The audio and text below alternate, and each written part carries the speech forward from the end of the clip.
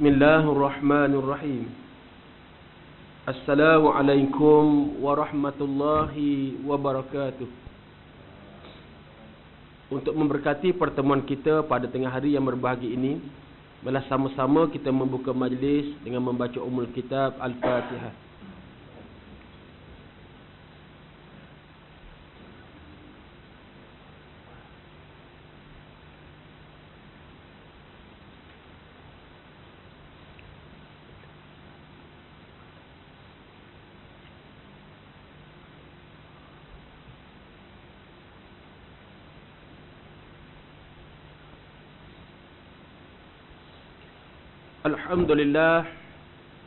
Alhamdulillah wahdah, sadaqa wa'dah, wa nasara 'abdah, wa 'azza jundahu, wa hazama al-ahzaba wahdah.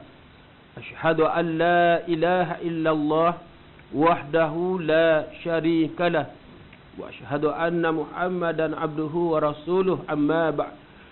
Yang berbahagia Profesor Madya Dr. Ruslan Muhammad Nur, Sesa Agung Persatuan Ulama Malaysia. Yang berbahagia Tuan Jiwa Husin dan seluruh panitia program, pimpinan-pimpinan organisasi, ibu-ibu, bapa-bapa, muslimin dan muslimat yang dirahmati oleh Allah sekalian. Pertama dan selamanya, marilah sama-sama kita merakamkan rasa syukur kita kepada Allah Subhanahu Wa Taala yang telah dan masih memberikan kepada kita dengan nikmat iman dan nikmat Islam. Alhamdulillah, kita berhimpun di bulan Muharram, bulan yang syarat dengan peristiwa-peristiwa besar di zaman Nabi sallallahu alaihi wasallam. Tuan-tuan sekalian, menjadi kebiasaan dah kepada umat Islam bulan Muharram ni tuan-tuan buat sambutan memperingati hijrah Rasul sallallahu alaihi wasallam, sempena dengan memperingati juga takwim umat Islam ataupun kalender hijriah kita tuan-tuan. Walaupun sambutan-sambutan dalam bentuk seremonial, dalam bentuk perayaan, memanglah tak dibuat di zaman Nabi, zaman sahabat kanan.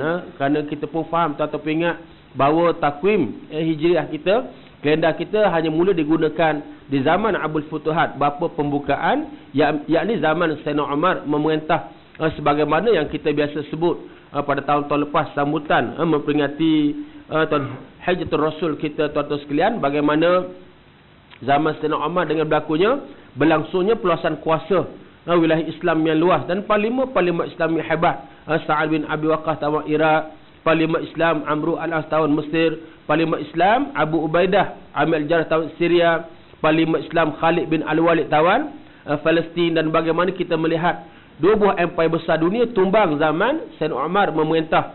Rom yang dipimpin oleh Heraklius ataupun Herakla, penaung agama Kristian, tumbang dalam perang Yarmouk, manakala Parsi yang dipimpin oleh Kisra yang penaung kepada agama Majusi, agama sembah api, agama Zoroaster, tumbang perang Al-Qadisiyah. Wilayah Islam ni luas tuan-tuan sekalian. Nak mudahkan pentadbiran, Sayyidina Umar lantik gubernur wilayah, kalau kita menteri besar lah, ketua menteri untuk menguruskan wilayah tuan-tuan sekalian. Sa'ad bin Abi Waqqas jadi gubernur di Iraq, Amru al-As jadi gubernur di Mesir, Abu Ubaidah jadi gubernur di Syria tuan-tuan sekalian. Begitulah sahabat-sahabat kanan yang lain. Jadi tuan-tuan sekalian, masalah yang muncul surat-surat yang dihantar daripada kerajaan pusat di Madinah, dan ambil masa nak sampai kepada gubernur-gubernur wilayah. Wilayah ini sangat luas, sampai surat tak tahu bila tarikh, hari bulan, bila surat tersebut dikeluarkan tuan-tuan sekalian. Maka di atas persoalan tarikh, hari bulan ni, sahabat-sahabat kanan akhirnya bermusyawarah untuk menentukan takwim ataupun kalender kita umat Islam. Sebab tu berlaku perbincangan, berlaku mesyuarat di kalangan sahabat-sahabat dengan Sayyidina Umar, dan ada syarangkan kita bermula dengan tahun kelahiran Nabi sallallahu alaihi wasallam. Kelahiran Rasul tuan-tuan sekalian tidak mencapai kata sepakat. Sebab sahabat-sahabat masih ingat tentang tarbiyah yang Nabi berikan kepada mereka, at-tamayus, perbezaan. Nabi ajar supaya kita ni biar berbeza dengan orang-orang kafir tuan-tuan sekalian. Lihat apa berlaku tuan-tuan zaman Nabi. Contoh kita bulan Muharram ni puasa tak 10 Muharram. Tak puasa 10 Muharram. Tuan-tuan orang Yahudi, Bani An-Nadir, Bani Qurazah, Bani Qainuqa', Bani Taimak di Madinah puasa juga. Sebab mereka commemorate, mereka memperingati selamatnya Nabi Musa AS yang dikejar oleh Fir'aun dan bala tenteranya. Tuan-tuan sekalian, kita juga tuan-tuan sekalian mengimani Nabi Musa AS. Tuan-tuan sekalian, 25 Rasul yang kita imani, tuan-tuan sekalian lihat bagaimana Nabi suruh kita puasa, tapi biar berbeza. Puasa 10 dan 9. ataupun 10 dengan 11 tuan-tuan sekalian. Dan banyak lagi lah, termasuk penampilan kita dengan dia andamnya misal tuan-tuan sekalian, dipanjangkan jagut, nak berbeza kita dengan orang Yahudi tuan-tuan sekalian. Jadi sahabat-sahabat mereka lihat takwim gitu sebab orang Kristian memulakan kalender Masihi dengan tahun lahirnya Nabi Isa AS. Ada yang cadang yang kedua supaya bermula tahun kewafatan Rasulullah. Juga tidak mencapai kata sepakat, dan akhir Sayyidina Umar minta cadangan daripada Sayyidina Ali yang beri cadangan supaya takwim ataupun kalender kita bermula daripada tahun berlakunya hijrah Mekah ke Madinah. Tuan-tuan, sejarah bila kita mula guna takwim ataupun kalender di zaman Sayyidina Umar, tuan-tuan sekalian. Sampai sekarang lah tuan-tuan sekalian, kita buat sambutan untuk kita peringati, kita melahirkan rasa kasih, cinta, sayang kepada Nabi sallallahu alaihi wasallam. Tak buat sambutan pun tak berdosa, tak ada masalah tuan-tuan sekalian. Cuma saya sebut dah kesan kepada anak-anak muda, tuan-tuan, yang mereka semakin jauh daripada masjid, semakin jauh daripada kuliah-kuliah agama, semakin jauh daripada majlis pencerahan. Tuan-tuan, kalau kita masuk ceramah di sekolah, kita start ceramah, budak-budak bukan dengar sangat tu, masih buka gadget, main smartphone tuan-tuan sekalian dah. Nampak tak layan, kita beri soalan lah. Kita beri soalan baru mereka simpan handphone. Ustaz tanya, simpan handphone tuan sekalian. Kata adik, bilakah Nabi Muhammad dilahirkan? Kamu mula-mula jawab tahun 1511 ustaz. Itu Portugis masuk Melaka bang. Dia main belasah ya tuan-tuan sekalian, adik-adik kita ni. Sebenarnya tuan, itulah kalau kita dah buat sambutan, bayangkanlah kalau tak buat sambutan, tak ada ceramah peringatan, macam mana maklumat umat Islam tentang sirah Nabi ni tuan-tuan. Sebab itulah pada hari ini kita berhimpun pula dengan Profesor Madya Dr. Roslan. Kita nak melihat tentang isu umat Islam pada hari ini, terutama berkaitan bidang kepakaran Profesor Madya Dr. Roslan berkaitan Asia Barat tuan-tuan sekalian. Banyak isu yang berlangsung, termasuk dalam bulan lepas berkaitan dengan isu umat Islam di Yaman tuan-tuan sekalian. Bulan Ramadan berlaku peperangan 51 hari di bumi Gaza tuan-tuan sekalian. Dan bagaimana yang berlanjutan dah masuk dah tahun ketiga tuan-tuan sekalian daripada 2011, iaitu bumi Syria tuan-tuan sekalian. Bumi Syria yang berkuban dengan darah, lebih 200,000 orang yang terkorban tuan-tuan sekalian. Bahkan yang terkini pula dengan pertemuan sesama sendiri, pertemuan antar kelompok yang berlangsung. Tuan-tuan biasa dengar dengan ISIS, Jabhat Nusrah tuan sekalian, Harak Syam dan banyak kelompok-kelompok lain. Dan juga krisis kemanusiaan pun berlangsung tuan-tuan dengan pengungsi-pengungsi atau pelarian yang terpaksa melarikan diri ke sepadan Syria dengan Jordan dan sepadan Syria dengan Turki tuan-tuan. Jadi Ustaz Roslan, anak Kelantan Kelantan yang mendapat pendidikan tinggi di Universiti Islam Antarabangsa dan melanjutkan pendidikan tinggi di Scotland dan tuan sekalian dalam kepakaran bidang tamadun Islam. Kalau kita ke Kidokonia ataupun Borders dalam kedai buku Kuala Lumpur, kita boleh jumpalah buku tulisan beliau berkaitan isu-isu Asia Barat, termasuk isu Palestin tuan-tuan sekalian. Jadi untuk memulakan kalam kita yang sangat berharga masanya tengah hari ini, tuan-tuan, saya ingin minta penjelasan tentang bagaimanakah Syria dan tempoh 3 tahun krisis yang berlangsung, mengapa Bashar belum boleh dijatuhkan oleh penentang-penentang beliau. Dipersilakan. Bismillahirrahmanirrahim. Alhamdulillahirabbil alamin, wassalatu wassalamu ala sayyidil mursalin sayyidina wa maulana Muhammad wa ala alihi wa sahbihi ajmain, amma ba'd. Tahiyyukum bi tahiyyatil Islam, tahiyatan thayyibah wa tahiyatan ahlal jannah. Assalamualaikum warahmatullahi wabarakatuh. Terima kasih kepada kekanda saya Al-Fadhil Dr. Ridwan Muhammad Nur. Kebetulan nama ayah tu sama. Alhamdulillah, pada hari ini saya sempat bersama dengan tuan-tuan dan perempuan sekalian di bangunan Exxon Mobil.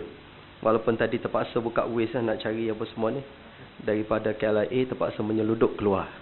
Semalam lagi saya bagi tahu kepada Dr. Ridwan, saya harap saya dapat keluar, dan alhamdulillah hari ini dapat bersamalah kita pada hari ini untuk membincangkan satu isu yang saya kira tidak kurang pentingnya kepada kita umat Islam di Malaysia, di tanah air. Biasanya kita didedahkan dengan apa yang berlaku di Palestin. Bab Palestin ni Masya Allah, daripada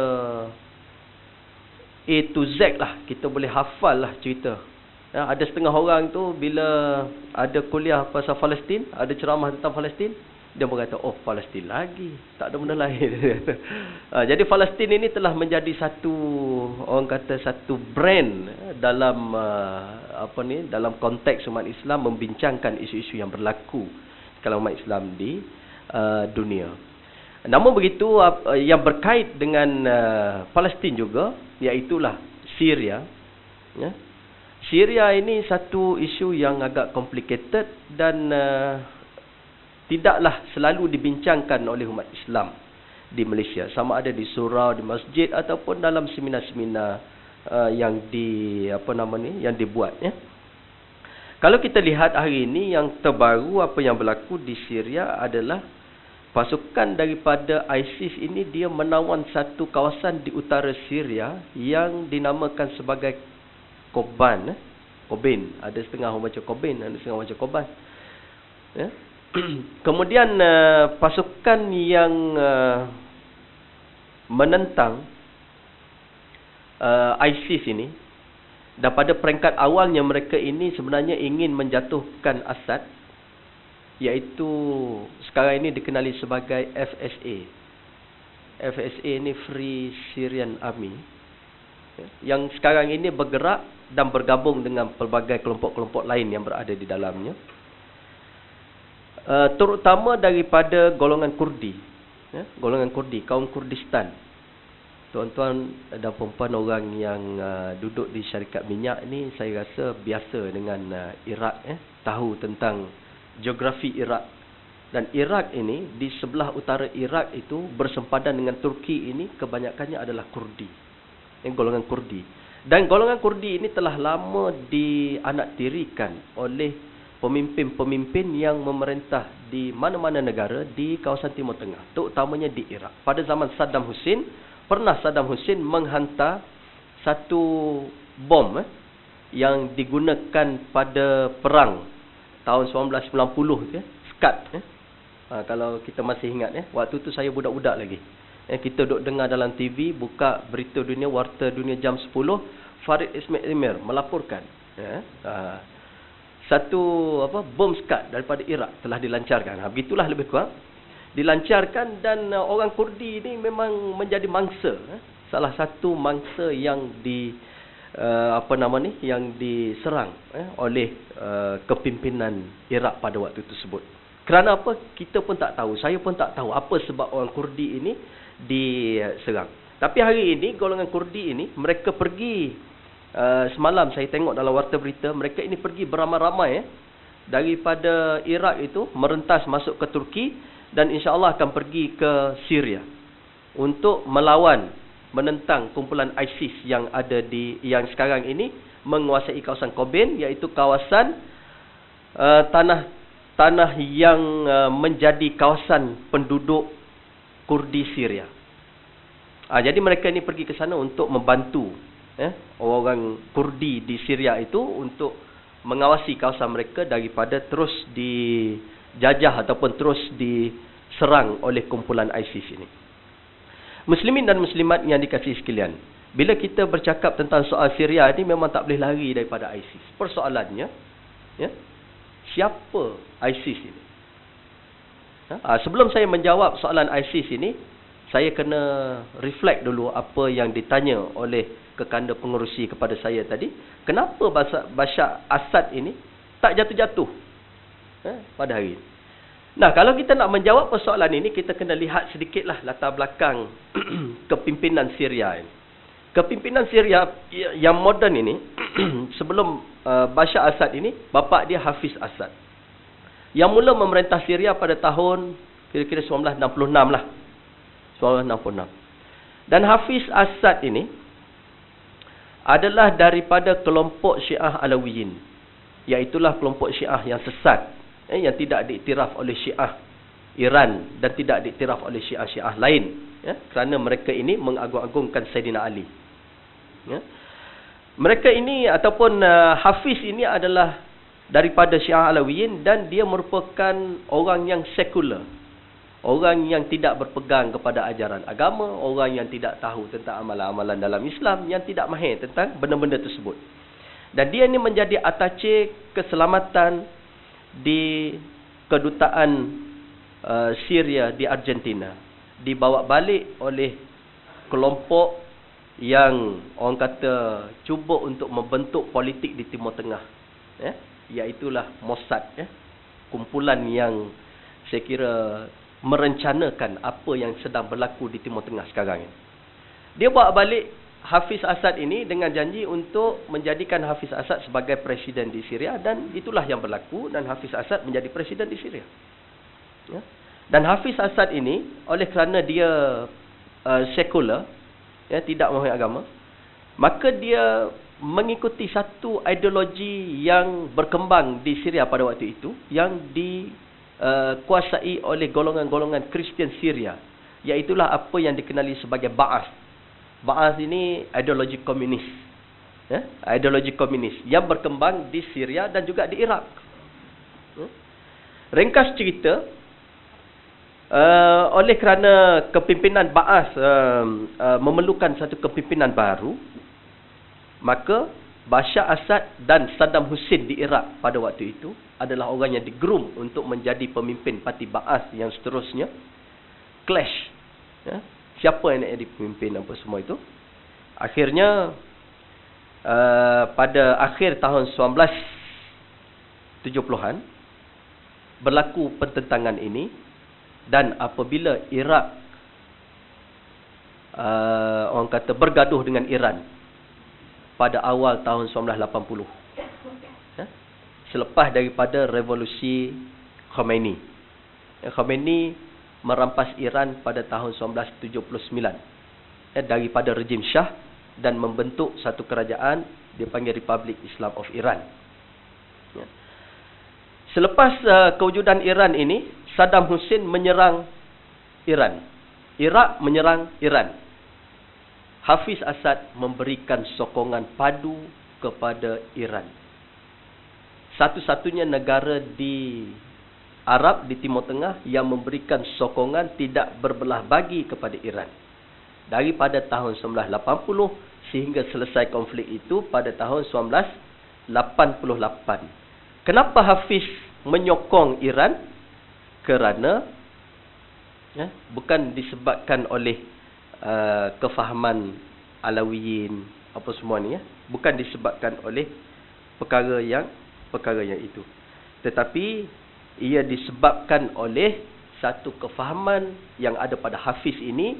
Sesiapa yang memusuhi musuh politik saya, itulah yang saya akan sokong. Dan kebetulan Iran pada waktu itu memusuhi Iraq, memusuhi Saddam Hussein, maka Syria memberikan sokongan kepada Iran. Dan ini berlanjutan, sokongan Iran Syria ini berlanjutan sampai ke hari ini. Sebab itu saya akan masuk sekejap lagi kenapa Bashar itu masih lagi belum jatuh sekarang. Baik, selepas daripada kepimpinan Hafiz Assad ini, maka beralih kepimpinan kepada Bashar Assad. Dan siapa Bashar Assad ini? Sudah tentu dia anak kepada Hafiz. Tetapi kita nak tahu latar belakang Bashar. Latar belakang Bashar ini, dia pun orang yang sekular, orang yang tidak mendalami pengajian agama dan tidak mendapat pendidikan agama yang formal. Dan sewaktu zaman dia dibesarkan di luar negara, diberi pendidikan di luar negara, di negara barat, dan berkahwin dengan isterinya daripada mazhab Sunni. Dan ada di kalangan pengkaji mengatakan bahawa setelah Bashar ini berkahwin dengan isterinya, pada waktu itulah dia baru belajar nak semayang, baru belajar nak kenal agama. Jadi pokoknya nak katakan di sini bahawa Bashar itu juga adalah golongan yang sekular. Golongan yang sekular. Baik, dalam isu yang berlaku di Syria ini, pada peringkat permulaan, pada tahun 2011, kita lihat kebangkitan rakyat di Syria untuk menjatuhkan Bashar Assad. Sokongan daripada dunia pada waktu tersebut, terutama kepada kuasa besar dunia yang ada, Amerika Syarikat, adalah menyokong kumpulan yang ingin menjatuhkan Bashar. Ingin menjatuhkan Bashar.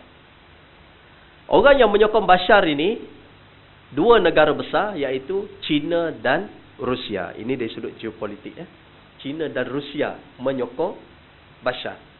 Kemudian masuk Iran menyokong Bashar. Kenapa Iran menyokong Bashar? Disebabkan yang saya cerita tadi, hubungan politik mereka yang telah wujud sekian lama. Syria menyokong Iran, dan pada waktu berlaku kesusahan ini, Iran memberi sokongan kepada Syria. Ada di kalangan kita, di kalangan penceramah-penceramah mengatakan bahawa Iran menyokong Syria disebabkan oleh kefahaman Syiah, kefahaman apa semua itu. Itu saya kira hanya nota kaki, hanya tambahan sahaja. Bukan satu isu yang utama dalam pengkisahan ataupun dalam problematik yang berlaku di situ.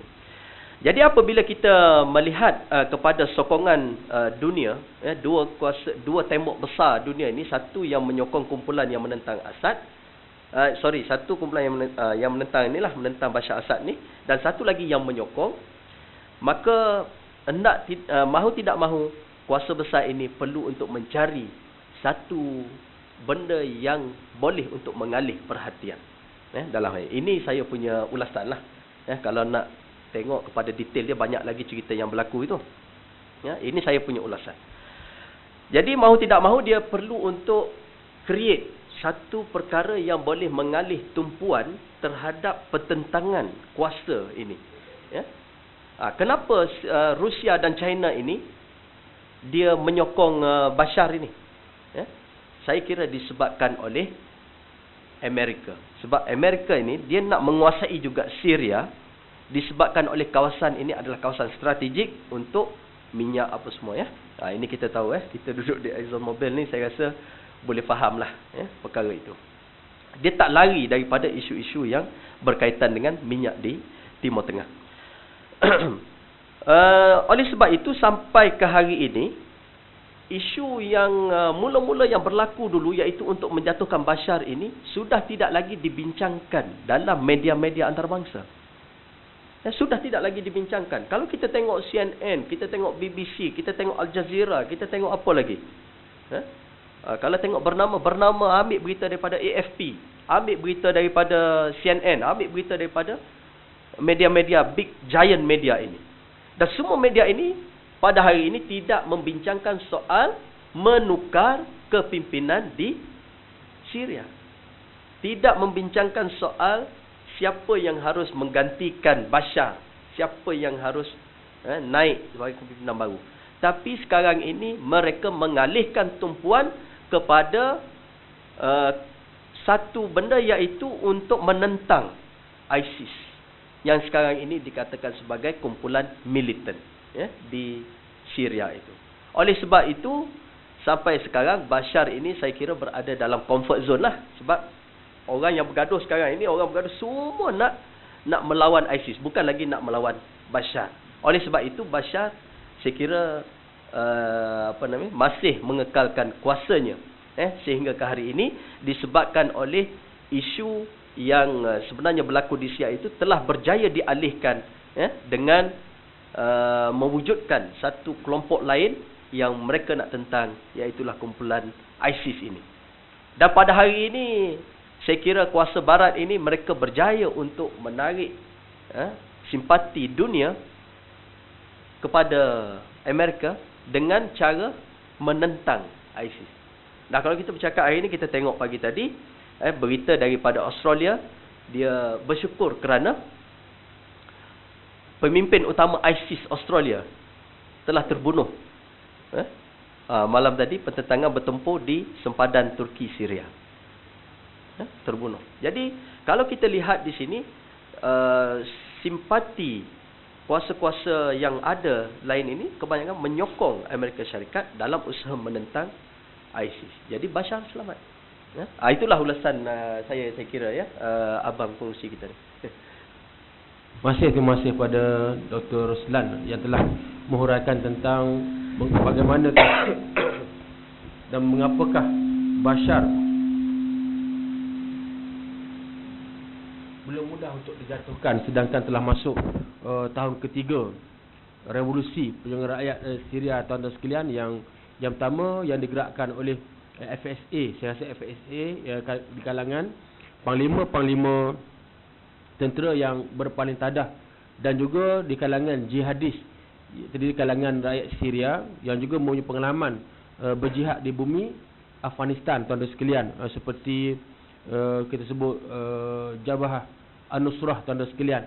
Di Asia Barat ni, tuan-tuan sekalian, semasa berlaku serangan ke atas bumi Afghanistan pada tahun 1979, di mana pemuda-pemuda yang bersemangat, mereka telah pergi beramai-ramai ke bumi Afghanistan. Tuan-tuan biasa dengan nama Dr. Abdullah Azam, seorang pensyarah universiti daripada Jordan, yang merupakan juga anak kelahiran tanah Palestin yang membesar di kemah pelarian. Beliau berangkat ke bumi Afghanistan dan menjadi tokoh pendamai antara mujahidin di Afghanistan. Juga anak-anak muda yang bersemangat daripada Mesir, contoh yang masih hidup pada hari ini dan memimpin gerakan Al-Qaedah, Dr. Ayman Az-Zawahiri, seorang doktor perubatan yang telah pergi ke bumi Afghanistan. Begitu juga anak muda daripada Arab Saudi, tuan-tuan sekalian, seperti Usamah bin Laden, anak kaya, dan beliau juga kaya, yang pergi ke Afghanistan. Dan juga Mus'ab Zarqawi, yang disebut sebagai orang yang mengasaskan ISIS. Dia ni orang Jordan, tapi selepas daripada perang di Afghanistan, beliau pergi pula ke Iraq, tuan-tuan sekalian, dan beliau menubuhkan Islamic State ni di Iraq, tuan-tuan, untuk menentang tentera Amerika yang menceroboh bumi Iraq. Jadi muslimin dan muslimat sekalian, pejuang-pejuang atau jihadis daripada yang berjuang di Afghanistan berasal pada Asia Barat, mereka tidak boleh balik ke negara mereka. Mengapa, tuan-tuan? Kerana balik mereka kena tangkap, paling kurang kena penjara seumur hidup, dan paling buat biasa hukuman mandatory matilah. Berlaku di Aljazair, Algeria pun sama, tuan-tuan sekalian, Libya pun sama, Mesir, Jordan sebagainya. Jadi mereka berhimpun, termasuk di negara Yaman. Negara Yaman, tuan sekalian, negara Yaman. Jadi ini latar belakang kepada macam mana munculnya kelompok IS tadi, tuan-tuan sekalian, dan juga kelompok yang berjihad di ataupun berjuang di bumi Syria. Jadi tuan-tuan, banyak kelompok-kelompok lain lagi di bumi Syria. Ini analisis awal yang dibuat oleh doktor tentang pertelagan antara kumpulan, menyebabkan Bashar agak terselamat daripada krisis terbaru ni, tuan-tuan sekalian. Jadi dah saya dah sebut 200,000 lebih yang terkorban di bumi Syria, tuan-tuan, yang merupakan sebahagian daripada Syam. Syam yang didoakan oleh Nabi sallallahu alaihi wasallam, tuan-tuan, Levant, kalau Inggeris sebut apa, negara Mediterranean Timur, tuan-tuan sekalian, yang terdiri daripada Syria, sebagai Jordan, Lebanon, Palestin, tuan-tuan sekalian. Kalau tuan-tuan suka melancong, kalau tuan-tuan boleh pergi negara ni, memang sangat seronoklah, sangat tak sama dengan negara-negara lain, tuan-tuan sekalian. Syria sendiri, tuan-tuan sekalian, kalau Syria tu kita buka paip ni, air tu kita boleh minum, tak boleh tapih-tapih lagi, tuan-tuan sekalian. Sedap pula air dia, tuan-tuan sekalian. Kita pergi, dia kalau kita masuk rumah Syria, tuan-tuan, masuk tu dia ada depan tu dengan siki sebagainya, dia hidang kita air, ambil daripada air paip, tuan, kita kurang ajar. Hidang kita air paip, rupanya lepas tu rupanya air paip ni memang air yang boleh diminum, bersih, sedap pula, tuan-tuan sekalian. Memang begitu boleh mereka. Kita kalau nak beri air paip pun agak-agak dah terlindung sikit, tuan-tuan. Dia memang depan-depan, rupanya memang air mereka ni bersih, tuan. Dan sebab itulah Israel mereka berperang dengan Syria pada tahun 1967, di mana Israel telah berjaya menawan Bukit Golan. Dan daripada Bukit Golan ni juga, tuan-tuan, air kepada Israel dibekalkan. Sebab tu Syria ni, dan sudut kedudukan geopolitik sangat-sangat penting di Asia Barat, tuan-tuan sekalian. Sangat penting. Dan dalam sudut sejarah, tuan-tuan, mereka pernah 2 kali bergabung dengan pemuda Mesir. Yang pertama, tuan-tuan, menawan kembali bumi Palestin di zaman Sultan Salahuddin Al-Ayyubi. Yang kedua, tuan-tuan sekalian, zaman perang menentang Mongol ataupun Tartar, mereka juga bergabung. Dan ketika berlaku imperialism ataupun penjajahan kuasa barat, di mana bersaing kuasa macam British, Perancis, tuan-tuan sekalian, Italy di Libya, tuan-tuan sekalian, di mana Syria ni dijajah oleh kuasa Perancis tahun 1920 hingga tahun 1946. Ulama-ulama melakukan gerakan perlawanan. Contohnya ayahanda kepada Syekh Said Hawa yang kita belajar kitab dia ni, seorang pejuang, tuan sekalian. Bahkan peperangan ataupun perjuangan membebaskan atau menyelamatkan bumi Palestin, tuan sekalian, digerakkan oleh ulama daripada Syria.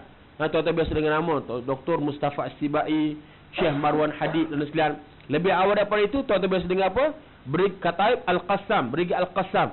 Al-Qassam ni, tuan-tuan, nama orang Syekh Izzuddin Al-Qassam, seorang ulama muda yang berasal daripada Syria, mendapat pendidikan di Mesir, Universiti Al-Azhar, dan dia tengok bahaya yang akan menimpa kepada Palestin, kepada bumi Isra' ni. Dia tak balik ke Syria, dia pergi ke Palestin, dan di Haifa dia buka sebuah sekolah untuk mentarbiah, mendidik anak-anak muda, remaja untuk kenal Islam, dan akhirnya dia keadakan macam menggunakan senjata di Mekah, berjuang, berperang lawan dengan penjajah British, tuan-tuan sekalian, lawan Zionis, tuan sekalian. Dan tahun 1935 Syekh Izzuddin Al-Qassam telah mati dibunuh oleh British, tuan-tuan sekalian. Nama dia lah akhirnya diangkat sebagai nama sayap tentera kepada Hamas yang tubuh tahun 1987. Ini tuan bumi Syria ni bumi sangat penting, bumi ilmu, tuan sekalian. Dan ramai orang-orang alim, kita buka kitab Fiqh Muhaji, tuan sekalian, Syekh Mustafa Bora, dan Tafsir Al-Munir, Syekh Dr. Wahbah Zuhali ni mengaji kitab sirah kita. Syekh Dr. Syed Ramadan Al-Buti, tuan-tuan. Kitab-kitab haraki, kitab Amal Islami, kitab Al-Islam, Jundullah, Syekh Hawa, tuan sekalian. Ramai orang alim ni bab tafsir Quran. Syekh Dr. Ali Sabuni, tuan sekalian. Orang alim, tuan sekalian. Ramai daripada Syria, termasuk tuan-tuan ulama klasik. Macam Imam Nawawi. Kitab Riyadhus Salihin, tuan-tuan. Kitab Riyadhus Salihin. Ramai. Rasa ribuan lah, tuan-tuan. Kalau tak kata siapa ribuan, tuan-tuan. Ramai ulama di Syria hari ni berkuban dengan darah. Yang kedua, tuan kena faham, bumi ni ramai. Kuburan paling ramai sahabat-sahabat dan sahabiah Nabi sallallahu alaihi wasallam. Tuan-tuan, banyak di Syria, tuan-tuan. Sebab tu doalah supaya Syria ni dia boleh tenang kembali, dan kita boleh ziarah balik Syria, tuan-tuan. Seronok ibu-ibu kalau pergi Syria ni, dia banyak ziarah Nabi, tempat yang sahabat-sahabat, termasuk kubur Sayyidina Bilal, Sa'ad bin Ubadah, Ummu Salamah. Ramailah sahabat-sahabat dia, ramai. Tuan-tuan sedih disemadikan di bumi Syria. Pasal-pasal lama pun ada lagi. Suq Hamidinya ada sampai sekarang, tuan-tuan sekalian. Muslimin dan muslimat. Kalau lelaki apa boleh kita pergi Syria, tuan-tuan. Kita nak mandi, dia musim sejuk ni, musim sejuk seronok mandi, tuan-tuan. Tapi tempat-tempat tertentulah, macam besok saya ke Jepun, tuan-tuan. Untuk kita rasmi masjid kita yang kita beli tahun lepas tu siap dah. Masjid di Toyama. Toyama 6 jam dari Tokyo, tuan-tuan sekalian. Jadi Toyama, dia Jepun. Kalau kita awal-awal nama masjid, penduduk akan buat tantangan sekali. Tak boleh buat masjid kita. Akhir sekali dapat idea, tuan-tuan, Islamic Center. Macam di Eropah dah buat Islamic Center, tuan-tuan. Jadi mereka tak bantah, tuan-tuan sekalian. Cuma dah kita buat tu, kita niatlah masjid, tuan-tuan sekalian, kat luar Islamic Center atau Toyama. Saya dengan Ustaz Dasuki Abdul Rahim. Tahun lepas pun saya di Toyama pada musim sejuk, tuan-tuan. Fuyuk, tuan-tuan sekalian, musim sejuk. Jadi tuan-tuan sekalian, seronok mandi rupanya. Mandi ramai-ramai dalam kolam, tuan-tuan sekalian. Jepun setiap telanjang, kita tak boleh begitu, tuan-tuan. Rupanya lepas mandi tu berpeluh-peluh kita, tuan-tuan. Di Syria pun sama. Dia ada, tuan-tuan sekalian, kita masuk berbayar, tuan-tuan sekalian, ada pokcik yang tukar apa? Tukar gosok daki kita, sentar daki kita, tuan-tuan. Dahsyat, tuan-tuan sekalian. Rasa macam nak raja rasa. Nak beritahu Syria ni seronok. Doa supaya kita dapat ziarah kembali bumi Syria, insya-Allah, tuan-tuan. Jadi soalan kedua lagi berkaitan dengan krisis dan isu mak Islam di Asia Barat. Yaman, ramai yang blur tentang Yaman, tuan-tuan sekalian ni. Dari mana-mana orang tanya tentang isu Yaman. Apa tadi dikaitkan tokoh Syekh Dr. Abdul Majid Zindani. Saya rasa Dr. Roslan banyak dah buat perbincangan tentang Yaman dan isu Asia Barat, atau dalam analisa beliau sebagai sosok agung kepada Persatuan Ulama Malaysia. Mohon sedikit analisa yang kepada teman-teman berkaitan apa sebenarnya Yaman di sini. Bismillahirrahmanirrahim. Ni soalan kedua ni, soalan yang pada saya tidak mudahlah untuk dihuraikan dalam waktu yang singkat gini ya. Berkaitan dengan Yaman, isu yang berlaku yang terbaru apabila Ali Abdullah As-Saleh, pemimpin presiden, dia isunya nak naikkan harga minyak di Yaman. Nak naikkan harga minyak. Jadi bila nak naikkan harga minyak itu, orang Yaman tidak setujulah. Bila tidak setuju, jadi muzaharah, jadi perhimpunan besar-besaran, sehingga melibatkan kumpulan-kumpulan mazhab pula. Kumpulan-kumpulan mazhab pula, kerana kita faham bahawa Yaman ini ada pelbagai aliran masyarakat Islam. Kalau dari sudut mazhab ini, mazhab Sunni adalah majoriti, dan Syi'i Zaidiyah. Syiah Zaidiyah di sana. Apabila berlaku krisis ini, kumpulan-kumpulan mazhab ni pun dia masuklah mengambil alih, sehingga dalam kita tengok di peringkat antarabangsa, orang melihat isu di Yaman ini sebagai isu mazhab pula. Sebahagian melihat sebagai isu mazhab. Sebab Yaman ni, Yahanana pun daripada Yaman. Besok ni Yahanana di Putrajaya. Yahanana ini semua daripada Yaman, pengaruh daripada Hadramaut. Kemudian kumpulan Hadramaut dengan Sana'a ini sama-sama Sunni, tapi tidak ngam. Kerana Sana'a ini dia lebih kepada tajdid, lebih kepada tajdid, pengamalan baru apa semua ni, Yasin, malam Jumaat apa semua ni tidak ada. Apa semua ni.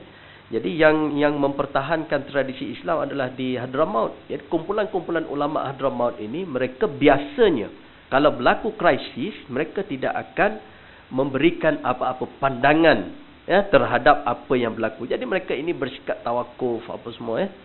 Jadi ada seorang lagi ulama yang di Al-Majid Az-Zindani di Yaman ini.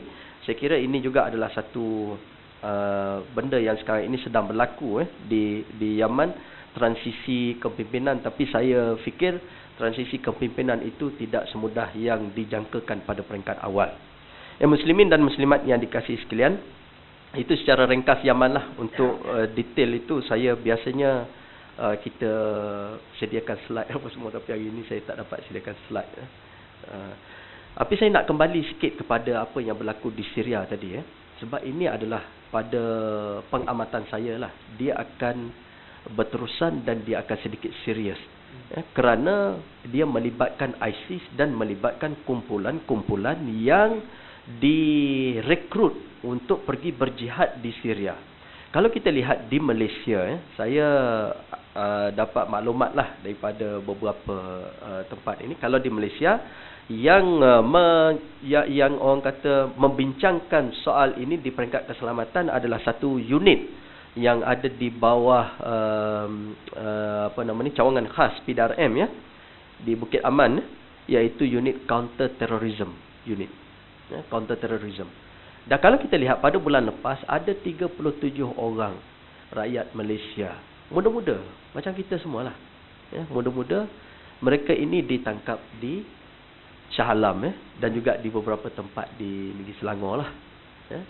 Apa puncanya? Puncanya mereka ini saya fikirlah mereka ini orang yang bila masuk dalam Facebook Mak Lufi dia pergi like, bila masuk Facebook ni semua dia like. Jadi counter terrorism unit memang tugas dia untuk follow orang-orang yang orang kata simpati terhadap perjuangan-perjuangan ini. Jadi ini yang kita perlu faham antara ISIS dengan jihadis, kumpulan yang berjihad. Kumpulan ISIS ni adakah kumpulan yang tuan-tuan dan puan-puan boleh menyokong ataupun tidak? Ataupun ada kumpulan lain yang tuan-tuan dan puan-puan perlu sokong dalam hal ini? Saya tidak mahu memberikan satu jawapan yang khusus sama ada kumpulan mana yang perlu disokong. Cuma ulasannya lebih kurang beginilah. Kita nak kata ISIS ini adalah satu saya bertolak daripada fatwa dululah. Darul Ifta Mesir baru-baru ini mengeluarkan pandangan bahawa kumpulan ISIS ini adalah kumpulan yang dipanggil Daesh. Daesh ini istilah Arab yang memberikan konotasi negatif. Tidak boleh untuk disokong. Kerana apa? Kerana mereka ini menyembelih orang Sunni sama Sunni. Orang yang disembelih itu bukannya orang Syiah ataupun bukannya orang kafir. Tidak. Mereka ini menyembelih sama-sama sendiri. Kumpulan yang tidak mahu menyokong dia, orang Sunni juga.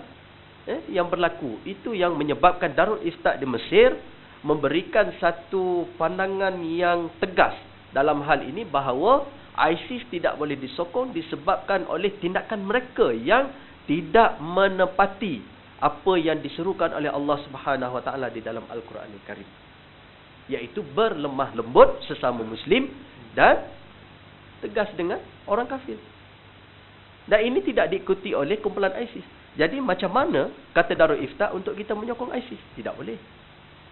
Oleh sebab itu beberapa negara mengikut apa yang diputuskan oleh Darul Ifta ini dan juga pandangan saya kira ulama yang tersohor dalam dunia pada hari ini, iaitu Ketua Ulama Sedunia Profesor Dr. Yusuf Al-Qardawi, di mana Malaysia salah seorang ulama kita dilantik sebagai naib ketua kepada Presiden Persatuan Ulama Dunia ini, Datuk Seri Abdul Hadi Awang. Mereka memberikan pandangan yang jelas. Yusuf Qardawi memberikan pandangan yang jelas dalam hal ini bahawa memang tak boleh nak disokong.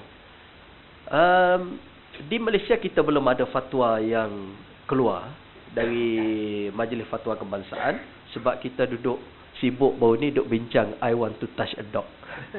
Kita duduk sibuk bincang yang tu, I want to touch a dog. Jadi terlupa nak memikirkan isu yang lebih besar daripada apa yang berlaku di dunia luar, di negara Islam. Indonesia jelas, dia kata orang yang pergi berjuang melalui ISIS ini tidak dianggap sebagai mati syahid. Di Malaysia apabila perkara ini berlaku, kita tidak mengeluarkan apa-apa pandangan. Jadi ISIS ini daripada mana puncanya, wujudnya ISIS ini? Seperti yang disebutkan oleh kekanda saya tadi, daripada apa namanya, Abu Mus'ab Az-Zarqawi, seorang orang Jordan. Kita ada berapa minit lagi ni? Boleh sambung ya? Boleh ya? Okey. Satu kumpulan yang ditubuhkan oleh Abu Mus'ab Az-Zarqawi. Daripada mana dia ni? Dia daripada Zarqa di Jordan sekarang ini. Kalau ikutkan Jordan lah. Zarqa, Jordan. Orang Jordan yang berfahaman Salafi dan Jihadi. Apa maksudnya Salafi dan Jihadi ni? Salafi itu maknanya Salafi yang kalau dia ikut tengok ayat Quran ni kata faqtuluhum haitsu saqiftumuhum. Kamu bunuhlah mereka ketika mana kamu jumpa mereka, orang kafir. Maka dia faham literal begitu. Tidak mentakwilkan Al-Quran. Ini golongan-golongan yang itu. Kemudian dia ekstrim lah, orang kata jihadis ekstrim, menubuhkan satu kumpulan yang dikenali sebagai Jama'atut Tauhid wal Jihad di Iraq. Dia menubuhkan di Iraq, bukan menubuhkan di Jordan. Kerana pada waktu tersebut adalah untuk memperjuangkan golongan Sunni yang tertindas oleh kepimpinan Saddam Hussein. Pada tahun 1999. Kemudian kalau kita lihat pada tahun 2003 apabila Amerika menyerang Iraq, kumpulan Abu Mus'ab Az-Zarqawi ini adalah di antara kumpulan yang menentang Amerika Syarikat ketika Amerika Syarikat pergi untuk menjajah Iraq. Apa alasan yang dikemukakan oleh Amerika pada waktu tersebut? Tuan-tuan masih ingat ataupun Melayu mudah lupa. Kalau kita masih ingat, alasan yang diberikan adalah WMD. Ini bukan pelik kereta wilayah ni. WMD, Weapon of Mass Destruction. Betul ini yang dibincangkan. Dan saya waktu itu saya berada di United Kingdom. Saya lihat sendiri perbincangan live dalam TV Parlimen UK, Parlimen British. Pada waktu itu Perdana Menteri dia adalah Tony Blair. Ada orang katalah Tony Blair. Tony Blair. Dia kata dia sokong betul-betul apa yang hendak dilakukan oleh Amerika Syarikat terhadap Iraq, dan dia kata memang ada weapon of mass destruction. Pada waktu itu dia punya ketua pembangkang dia, Howard apa nama saya tak ingat. Howard something lah. Dia tanya apa buktinya? Tak ada bukti, memang tidak ada bukti. Amerika masuk untuk mencari weapon of mass destruction, and fine enough, sampai sekarang tidak ada pun weapon of mass destruction. Sampai sekarang tidak jumpa weapon of mass destruction. Okey, kembali kepada kumpulan Abu Mus'ab Az-Zarqawi ini. Pada tahun 2004 mereka mula bergabung dengan kelompok-kelompok Osama bin Laden. Ini dia punya kisah, orang kata dia punya titik temu. Titik temu apabila disebutkan tadi Abu Mus'ab Az-Zarqawi dan disebutkan Osama bin Laden yang anak orang kaya yang pergi berjuang di Afghanistan atas tajaan Amerika Syarikat untuk menentang Rusia di Afghanistan. Apabila Rusia kalah, Amerika menguasai kawasan itu, akhirnya Osama bin Laden ini dianggap sebagai pemimpin Kaedah yang mengancam keselamatan Amerika. Jadi pada tahun 2004 mereka ini bergabung di atas satu tanzim, satu badan yang dikenali sebagai Tanzim Kaedah Al-Jihad fi Biladis Syam. Satu kelompok jihad untuk negara Asyam. Kenapa istilah Asyam? Sebab istilah Asyam ini seperti yang disebut oleh kekanda saya tadi, Asyam disebutkan oleh Nabi Muhammad sallallahu alaihi wasallam apabila dia kata Asyam merangkumi 4 negara. Yang hari ini kita kata Levant ataupun historical Syria. Syria yang ada pada hari ini bukan Syria yang asal. Syria yang telah dibentuk oleh kuasa besar dunia, oleh British, oleh Perancis dan juga oleh Rusia. Asyam ini merangkumi 4 buah negara, iaitu yang pertamanya adalah Syria, yang kedua Lebanon ataupun Lebanon, yang ketiga Jordan dan yang keempat Palestin. Palestin ini tak ada dalam peta dunia. Yang ada adalah Israel. Israel itu adalah negara Asyam. Negara Asyam. Bila Rasulullah SAW sebut Fatuba li Syam, selamatlah Syam akan datang, ini adalah merujuk kepada historical Syria, keseluruhan kawasan tersebut. Sebab itulah kumpulan yang menubuhkan tanzim Qaedah Al-Jihad fi Syam ini, mereka punya tujuan adalah untuk mewujudkan Daulah Islamiyah fi Asyam. Daulah Islamiyah, untuk mewujudkan negara Islam di Asyam. Pada peringkat awal, mereka ini menumpukan kepada utara Iraq dulu. Utara Iraq dulu di kawasan Sunni majority. Sunni majority. Sebab apa mereka menumpukan di Iraq? Sebab itu tadilah rentetan daripada zaman zaman Saddam Hussein yang kumpulan-kumpulan ini tidak terbela. Jadi apabila mereka ini bergabung pada 2004 dan mempunyai satu matlamat, iaitu untuk mewujudkan Daulah Islamiyah, pada peringkat awal adalah Daulah Islamiyah fil Iraq. Idea itu makin berkembang. Pemimpin-pemimpin mereka ini antaranya apabila Abu Mus'ab Az-Zarqawi ini mati dalam satu operasi yang dibuat oleh US pada tahun 2004, diganti pemimpin mereka oleh Abu Abdullah Al-Baghdadi dan juga Abu Ayyub Al-Misri. Mereka ini bergabung.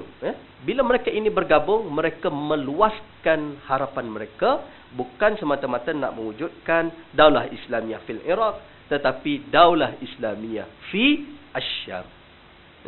Untuk mewujudkan negara Islam di Asyam itu. Okey, saya nak tanya tuan-tuan dan puan-puan sekalian. Kalau kita bercita-cita nak mewujudkan negara Islam, itu adakah baik ataupun tidak baik? Dari sudut matlamat, Masya Allah, bagus. Untuk mengembalikan khilafah Islamiyah seperti mana yang pernah berlaku pada zaman Rasulullah SAW, ataupun yang pernah berlaku pada zaman sahabat, ataupun yang pernah berlaku pada zaman tabi'in. Ini 3 zaman yang dirujuk oleh Nabi Muhammad SAW sebagai zaman emas Islam. Nak mengembalikan khilafah Islam. Of course, negara-negara barat ini mereka tidak suka apabila umat Islam bersatu untuk mewujudkan negara. Cuma dari sudut manhaj ini yang orang kata membezakan di antara perjuangan mewujudkan khilafah Islamiyah yang orang kata boleh diterima dan yang approach yang tidak boleh diterima. Secara ringkasnya, approach yang dibuat oleh ISIS apa semua ini adalah approach yang ganas, yang seperti mana yang saya sebutkan tadi lah. Jadi kembali kepada sama ada kumpulan ISIS ini boleh disokong ataupun tidak boleh disokong. Secara ringkas, kalau kita lihat di dunia hari ini, pandangan-pandangan para ulama dan juga pandangan-pandangan keselamatan dunia apa semua ini, mereka memang menentang ISIS. Jadi di Syria ni ada kelompok mana lagi yang berjuang di sana? Kelompok mana lagi yang berjuang? Yang disebutkan tadi ada ada Harakah fi Syam apa semua. Tapi ada satu jabhah, dia panggil Jabhah Nusrah, yang yang dipimpin pada peringkat awal oleh Abu Muhammad Al-Jawlani. Biasa kita dengar Al-Jilani. Kan? Siapa tu yang Jilani ni? Yang tokoh tasawuf yang hebat ni. Siapa? Syekh Abdul Qadir Jalani. Bagus. Sebab dia punya cucu cicit dia ada di Malaysia ni, Syekh Afifuddin Al-Jilani.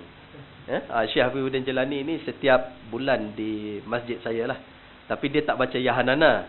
Dia bukan Yahanana lah. Dia baca kitab Tarbiyatul Aulad oleh Imam Ghazali. Saya kebetulan pengurusi masjid di Bandar Seri Damansara. Masjid Al-Mukarramah. Kalau tuan-tuan lalu kawasan tu, jemputlah singgah-singgah di masjid tersebutlah. Ya. Baik.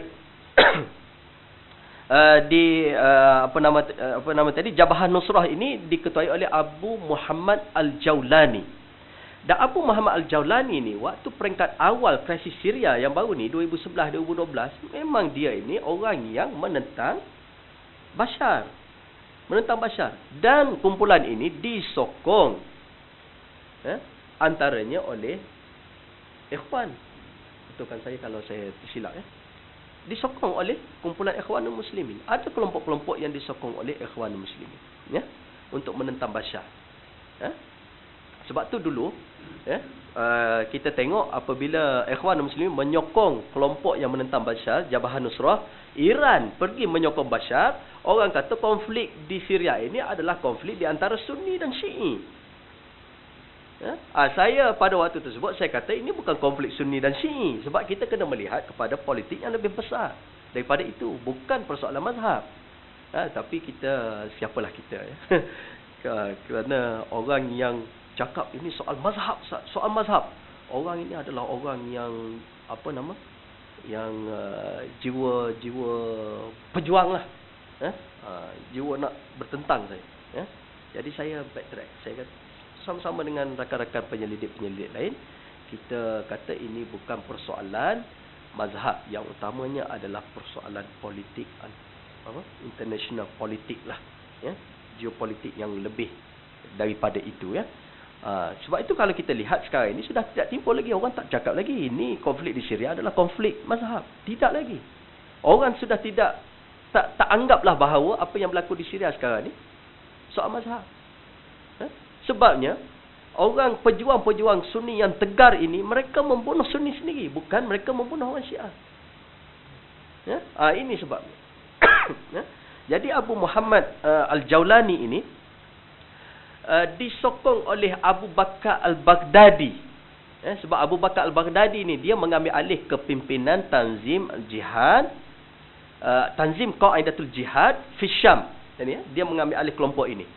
Yang mana kelompok ini akhirnya dikenali sebagai, mula-mula dikenali sebagai ISIL, ISIL. Islamic State of Levant. Daulah Islamiyah fi Syam. Kemudian dikenali sebagai ISIS, Islamic State in Syria, kan? Kemudian sekarang ini dikenali sebagai satu nama saja, iaitu IS. Dan nama ini apabila saya buat kajian, sebenarnya bukan diberikan oleh kelompok-kelompok pejuang-pejuang ini, tidak. Dia diberikan, nama ini diberikan oleh Amerika. Ini yang saya baca. Saya terkejut juga apabila saya baca kisah-kisah ini. Yang terakhir setelah Abu Bakar Al-Baghdadi mengisytiharkan bahawa beliau sebagai khalifah pada 29 Jun 29 Jun tahun 2014, baru lagi dia isytihar dalam khutbah Jumaat bahawa beliau adalah khalifah. Pada waktu itu kita baru berapa hari puasa? 4 hari puasa ke 5 hari puasa. Dia kata dia khalifah dalam khutbah tu. Dan bila dia kata khalifah, apa impaknya? Impaknya adalah apabila seorang mengisytiharkan khalifah, negara-negara Islam lain bukan harus lagi, wajib untuk memberi bai'ah. Tapi ini khalifah yang diisytiharkan self-proclaim, dalam bahasa ExxonMobil ni, self-proclaim. Kita kata dia mendakwa diri dia sendiri sebagai khalifah. Bukan lantikan daripada satu majlis syura ataupun satu ijma' di kalangan para ulama untuk melantik dia sebagai khalifah. Dia self-proclaim. Baru lagi benda ni berlaku. Selepas daripada self-proclaim itulah mereka duk bincang-bincang apa nama kita nak panggil dia orang. Akhirnya mereka kata ISIL, IS apa semua ni, mereka setuju dengan satu saja yang ringkas, iaitu IS. Dan sekarang ini kita panggil mereka ini kumpulan IS. Tak apalah dari sudut nama tu. Tapi kita tengok dia punya karakter. Karakter yang berlaku. Jadi kembali kepada kumpulan Jabhah Nusrah ni tadi. Bila Jabhah Nusrah berjuang, kumpulan yang apa nama ni tadi, Tanzim Al-Jihad ni tadi, mereka menghantar pasukan sokongan, pasukan sokongan kebanyakannya daripada Iraq dan juga jihadis-jihadis daripada Syria untuk bergabung dengan Jabhah Nusrah. Dihantar oleh Abu Bakar Al-Baghdadi. Ya. Kemudian apabila Abu Bakar Al-Baghdadi punya kumpulan ini bergabung, timbul satu masalah, sebab Al-Qaeda ini dia punya ketua dia adalah Ayman Al-Zawahiri. Apabila Ayman Al-Zawahiri melihat bahawa apa yang berlaku di Syria secara dekat, dia melihat berlaku pertentangan di kalangan sama-sama Sunni ini, maka dia pun nak tarik balik kelompok itu.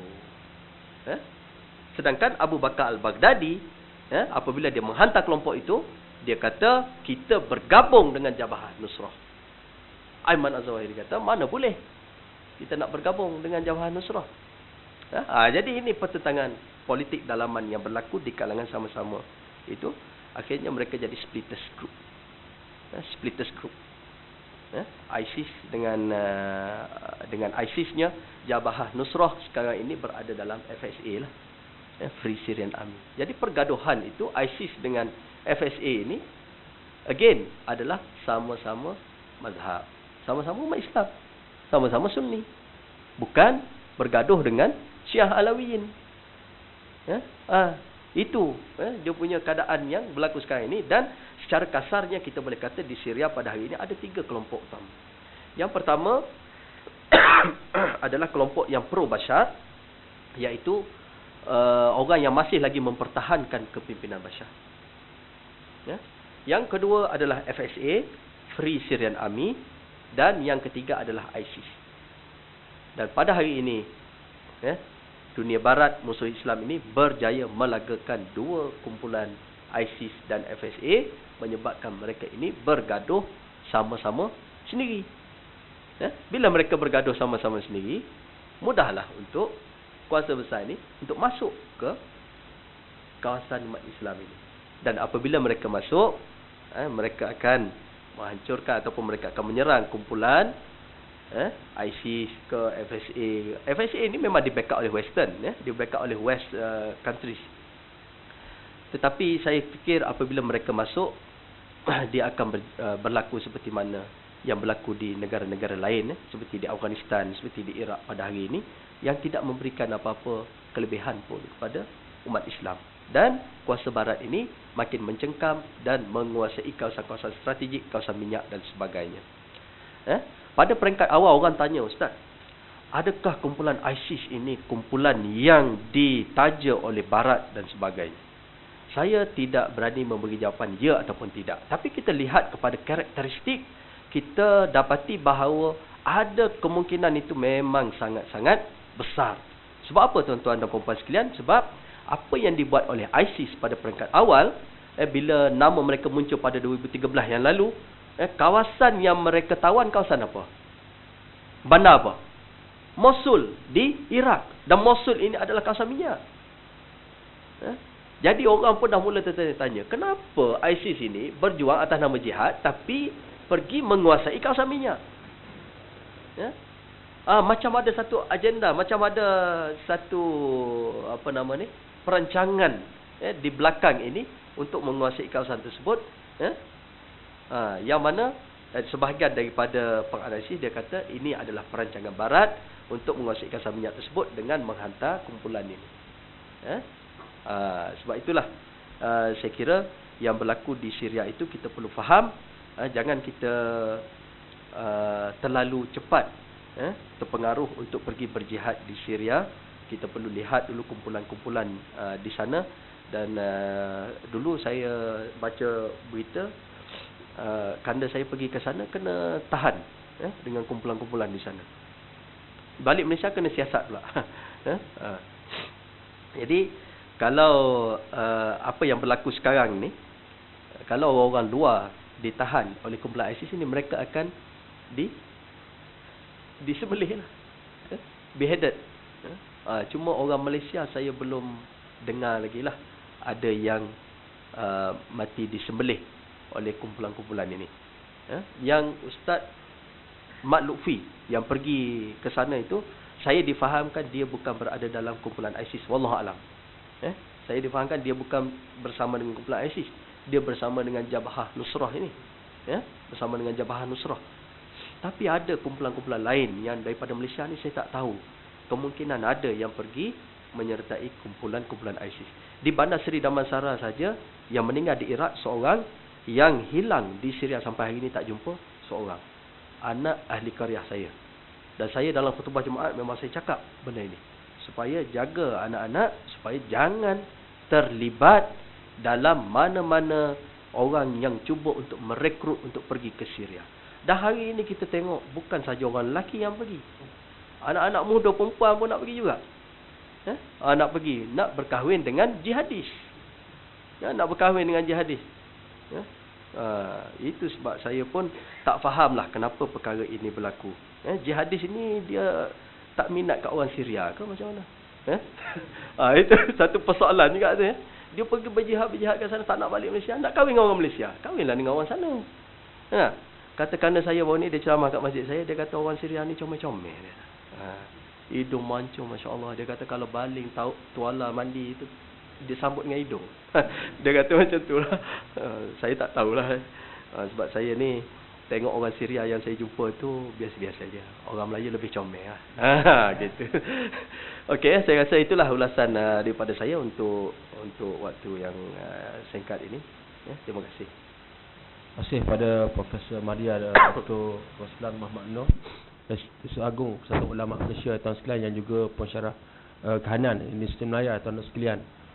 Banyak kekeliruan tentang isu Syria yang saya rasa dapat dijawab pada hari ini tuan sekalian, dan statistik semalam 157 orang rakyat kita dah terlibat dengan Syria. Mana angka ni bukan angka main-main lah tuan-tuan sekalian. 3 hari lepas saya berceramah di Baling tuan-tuan sekalian, di Kupang Baling tuan-tuan. Lepas ceramah seorang ibu tua datang beritahu anak dia telah meninggal dunia di Syria. Tanya pula tuan-tuan syahid tak syahid. Jadi cerita panjang lah tuan-tuan sekalian. Cerita panjang. Jadi nak cerita pasal ISIS ni bukan boleh cerita 30 minit, ambil masa berjam-jam daripada sejarah yang ditubuhkan. Apa sejarah daripada berlakunya perang di Afghanistan lagi tuan, yang menyebabkan muncul Al-Qaeda, siapa Musa Zarqawi tuan-tuan, lepas tu sambung dengan krisis yang berlaku di Syria.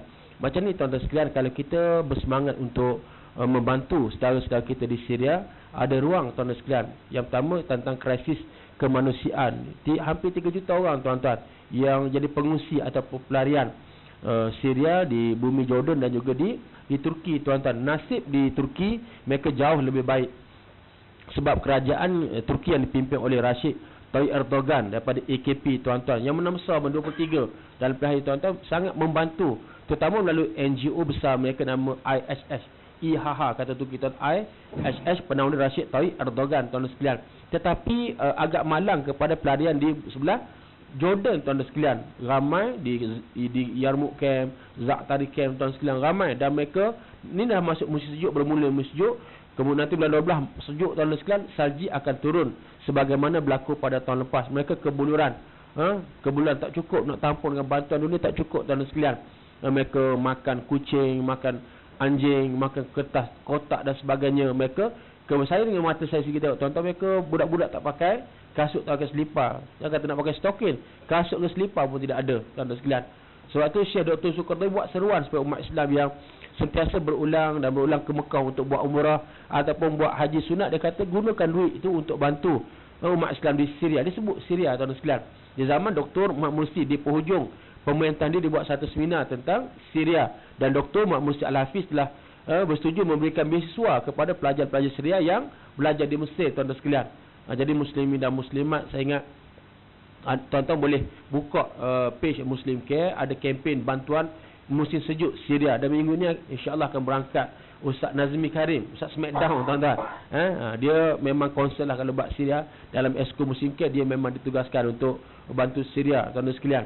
Beliau belajar di bumi Syria, di Jami'ah An-Nur dan juga Makfatat Islami, tuan-tuan sekalian. Jadi kita nak bantu, kita bantu dulu yang pelarian perang ni, tuan-tuan sekalian. Kita bantu dulu pelarian perang yang sangat susah. Tuan-tuan, fitnah kepada yang dibawa oleh IC ni rupanya besar, tuan-tuan, termasuk Syekh Dr. Abdul Rahman Sudas, Imam Zaharam sebut, tuan-tuan, mereka ada ciri Khawarij, dengan fahaman takfiri atau mengkafirkan mereka mengkafirkan orang lain yang tidak membai'ah Abu Bakar Baghdadi, tuan sekalian. Ini menghampiri kepada Khawarij atau kelompok Khariji yang ada ciri-ciri takfir kepada umat Islam, tuan sekalian. Jadi kita ambil kaedah, tuan-tuan, kita bantu, tapi bantu yang berada di kemah pelarian, tuan sekalian. Tuan-tuan boleh tengok video-video, gambar-gambar anak-anak yang kelaparan, tuan sekalian, yang kesejukan. Tahun lepas hari pertama saya di Zak Tarikan, tuan-tuan, mati 20 orang mati, tuan-tuan. Allahu Akbar. Saya terbayang apa kita nak jawab di hadapan Allah Subhanahu Wa Taala. Apa kita nak jawab, tuan-tuan, ketika telinga dan mata kita menatap, mendengar tentang keperihan dan kejerihan sahabat-sahabat kita di Syria, tuan-tuan. Kita baca Al-Quran, innamal mu'minuna ikhwah. Sesungguhnya orang-orang mukmin itu bersaudara. Tuan-tuan sekalian, apa makna saudara? Cubit perut kanan, rasa sakit perut kiri, tuan-tuan sekalian. Saya ingat, saya sure lah kepada jawatan kuasa surau kita nanti, tuan-tuan, kita boleh buat dasar tabukah untuk kempen musim sejuk Syria, tuan-tuan sekalian. Gambar-gambar pun kita akan kat page, tuan sekalian. Mungkin saya boleh WhatsApp kepada Tuan Haji Wahusin untuk tatapan, tuan-tuan, apa yang dibuat oleh tim muslim kita. Masuk minggu juga akan berangkat Ustaz Syed Qadir Al-Jufri, tuan-tuan sekalian, salah seorang aktivis Muslim Care yang juga pimpinan Ilmam. Itu Ilmam ni satu wadah kepada alumni daripada Timur Tengah, tuan sekalian. Anda setakat mana kita mampu bantu, kita buat, tuan-tuan sekalian, insya-Allah. Jadi tuan-tuan sekalian, itulah perkongsian. Dan terima kasih kepada Profesor Maria Dr. Roslan yang sudah hadir berkongsi tentang isu-isu Asia Barat dengan kita pada tengah hari ini. Terima kasih kepada tuan-tuan semua yang sudi menjadi pendengar yang baik. Kita tangguh majlis dengan membaca tasbih kafarah salatul Asr.